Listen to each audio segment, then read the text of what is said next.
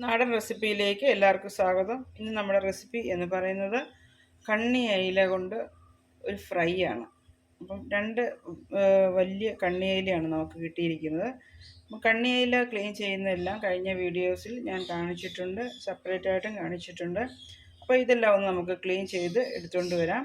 നിങ്ങൾ video skip ചെയ്യാതെ മുഴുവനായി കാണാൻ ശ്രമിക്കുക. അപ്പോൾ ഇതെല്ലാം ഒന്ന് ക്ലീൻ ചെയ്തുകൊണ്ട് വരാം.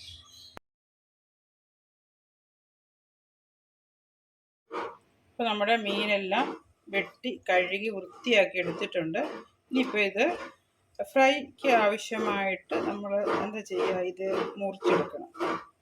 ഇത് നല്ല വലിപ്പമുള്ള മീനായതുകൊണ്ട് അതനുസരിച്ച് വേണം മുറിച്ചെടുക്കാനായിട്ട്. ഇതൊരു 3 പീസായിട്ടാണ് ഞാൻ മുറിച്ചെടുക്കാൻ പോകുന്നത്. 3 പീസായിട്ട് ഇത് മുറിച്ചെടുക്കണം.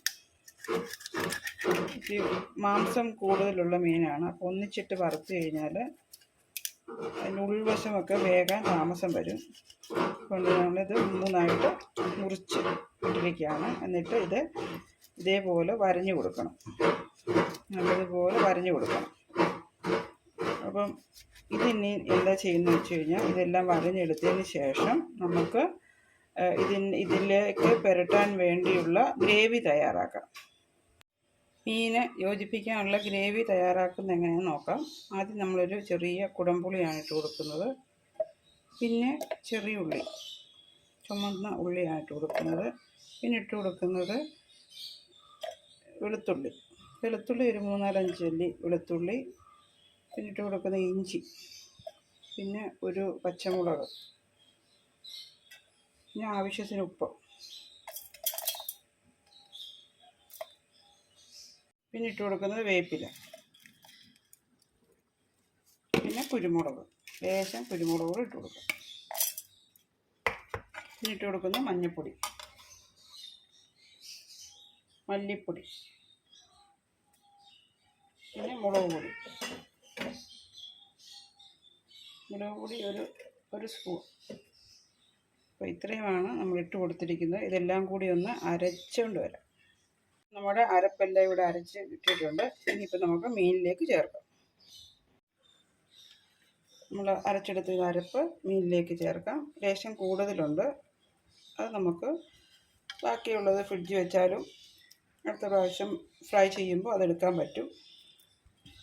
അപ്പോൾ ഇതെല്ലാം നമ്മൾ ഇതിലേക്ക് ഇട്ട് കൊടുക്കുകയാണ്. നല്ലതുപോലെ ഇത് പിടിക്കണം. ഈ അരപ്പെല്ലാം നല്ലതുപോലെ പിടിച്ചാലേ ഫ്രൈ ചെയ്യുമ്പോൾ മീന് ടേസ്റ്റ് കിട്ടുകയുള്ളൂ. ഇതെല്ലാം കൂടി ഒന്ന് നമുക്ക് യോജിപ്പിച്ച് കൊടുക്കാം. നമ്മൾ ഈ വരഞ്ഞ് വെച്ചിരിക്കുന്നതിൻ്റെ അകത്തോട്ടൊക്കെ ഈ അരപ്പ് നമ്മൾ നല്ലതുപോലെ പിടിപ്പിക്കണം. ഇതിൻ്റെ മാംസമുള്ള മീനായതുകൊണ്ട് നമ്മൾ നല്ലതുപോലെ പിടിപ്പിക്കണം, അതിൽ പിടിച്ച് ഇരിക്കണം.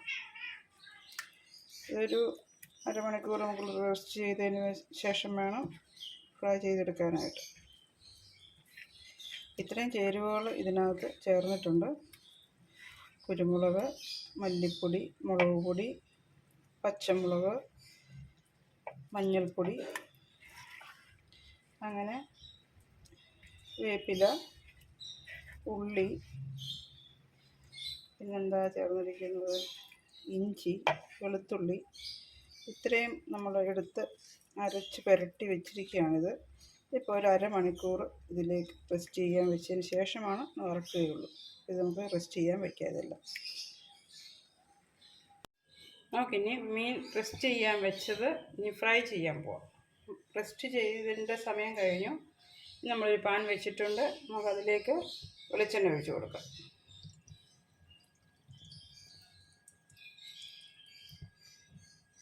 ഗ്യാസ് കത്തിച്ച് കൊടുത്തിട്ടുണ്ട്. ഇനിയിപ്പോൾ അതിലേക്ക് മീനിട്ട് കൊടുക്കാം. മീൻ നല്ലതുപോലെ എല്ലാം പിടിച്ച് ഗ്രേവിയെല്ലാം പിടിച്ച് നല്ലതുപോലെ ആയിട്ടുണ്ട്. 2 കണ്ണിയിലയാണ് എടുത്തിരിക്കുന്നത്. 3 കഷ്ണങ്ങളാക്കി എടുത്തിട്ടുണ്ട്. ഇത് നമുക്കൊന്ന് ഫ്രൈ ചെയ്തെടുക്കാം.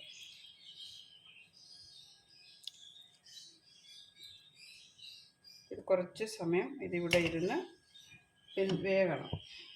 അതിന് വേണ്ടിയിട്ട് നമുക്കൊന്ന് അടച്ചു കൊടുക്കാം. ഒരു മൂടി ഒന്ന് ഇട്ട് കൊടുക്കാം. അപ്പോൾ ഒരു 10-15 മിനിറ്റ് അതൊന്ന് വെന്തതിന് ശേഷം നമുക്ക് തിരിച്ച് വരാം.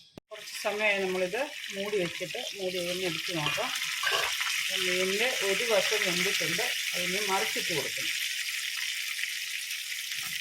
മറിച്ചിട്ട് കൊടുക്കാനായിട്ട് നമ്മൾ ഇതേപോലെ ഒരു തവണ പോലെ ഒരു സാധനം എടുത്ത് തവണയോ മറ്റെന്തെങ്കിലും ഇതിന് അനുയോജ്യമായ കാര്യങ്ങൾ ഇട്ട് കൊടുക്കുക. തട്ടുകയായാലും മതി. തവണയാകുമ്പോൾ നമുക്കിങ്ങനെ പിടിച്ച് പൊടിഞ്ഞു പോകാതെ എടുക്കാൻ പറ്റും ഓരോന്നും. ഇപ്പം നമ്മൾ മറിച്ചിട്ട് കഴിഞ്ഞിരിക്കുകയാണ്. പിന്നെ ഒരു വശം കൂടെ വേകണം. ഒരു വശം കൂടെ നല്ലതുപോലെ മൂത്ത് വരണം.